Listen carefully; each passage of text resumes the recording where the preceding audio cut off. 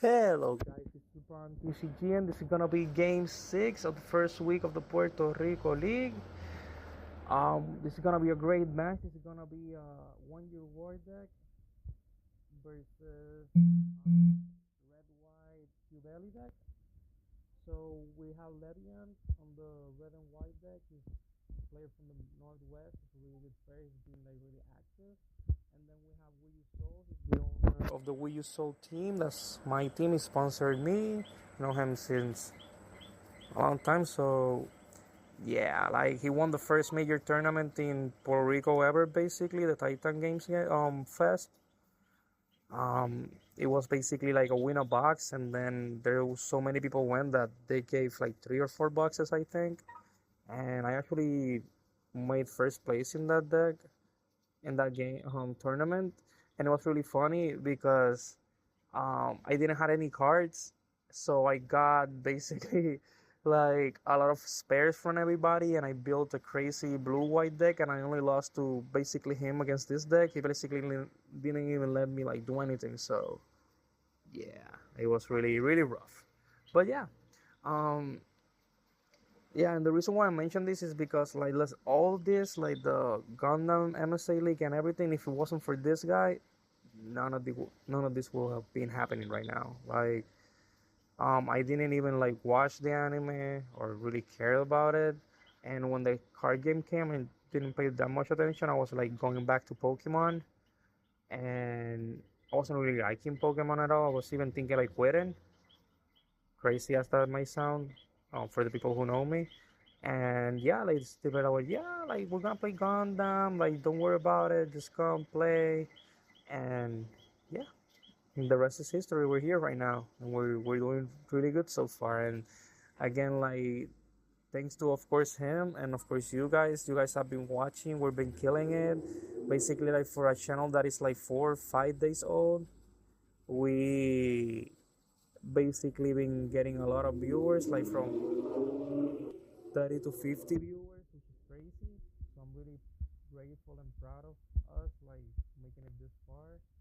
I'm really close to 50 subscribers, so you can just drop a like and subscribe. I would appreciate it. But enough about me.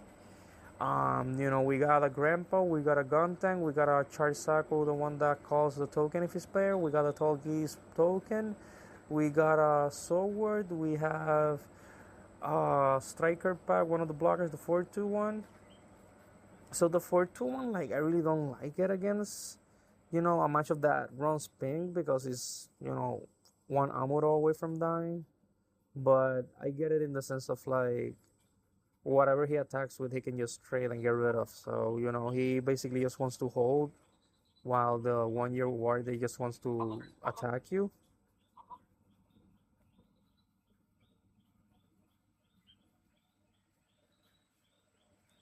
So let's see how he's gonna play this out. He's gonna call this charge. He's gonna attack, high maneuver. It's gonna be a 5, but with the grandpa he's a 6. It's a really wise use of the grandpa. So right now he's gonna attack with 2, and he gets the bait, and he's gonna call the Anshka, get rid of that. So that was of course part of the plan. That's a really really beautiful play by him. So he's gonna probably pass turn, or if he's gonna do an attack with the token and trade. Thinking about it, nah, he's not gonna attack. So yeah, like from all the 1 year war players that I see, like the players that I see having the most success are the players that play like this. Like they're really careful about their attacks. They know where to go full aggro. They know when to rush, and they know when to like tactically attack. And this game is showing that basically a tactical attacking masterpiece. But the thing about that deck he's playing against is that that deck only needs a few cards and can blow up your whole field, and it's basically over. So he's gonna show resolved. He's gonna call the charge sack 2, and then he's gonna talk with the Anshka. Anshka is a 4, and what he's looking for is to get that block from L strike to bait it and then kill it with the gun tank. But he's just gonna trade that blocker. Of course, he gets rid of that. Now he's gonna go with the high maneuver to the shield area,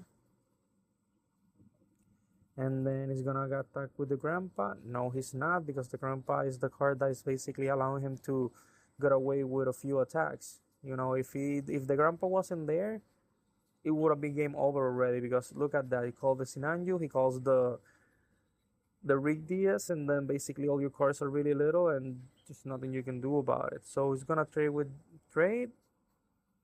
Call that token because of the ability.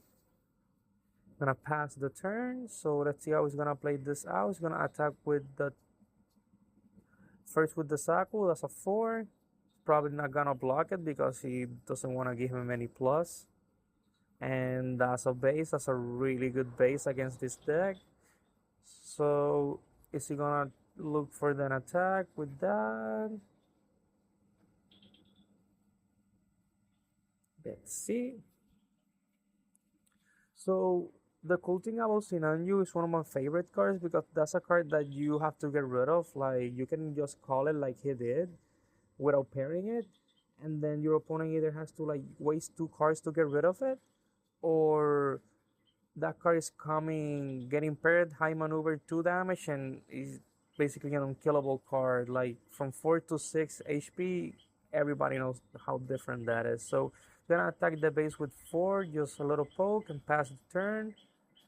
Really tactical attacks, not going crazy. The thing is, like Michael, this next turn, and Will Soul, he needs to go for a crazy turn the next turn. If not, then this game is gonna get away from him because right now the Q-Belly only needs one more turn to just be able to spread 4 to 6 damage to the whole field, and then it's just over.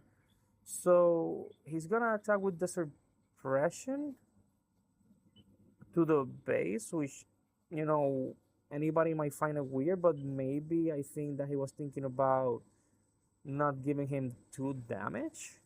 You know, maybe he doesn't want to give him a pilot or something, and he still gets the pilot in the base. So I don't know. I wouldn't like just get the suppression because you could have just like obliged him to be like, listen, you can get the card, but then you're gonna waste 2 more damage. But I don't know. We will see if that was a misplay or not. He's really confident that next turn is over when he can get to spread that damage. So he's gonna ping the Q belly, and now he can like discard the cycle card, activate the ability high maneuver, carry the Q belly, or kill the Sinanju.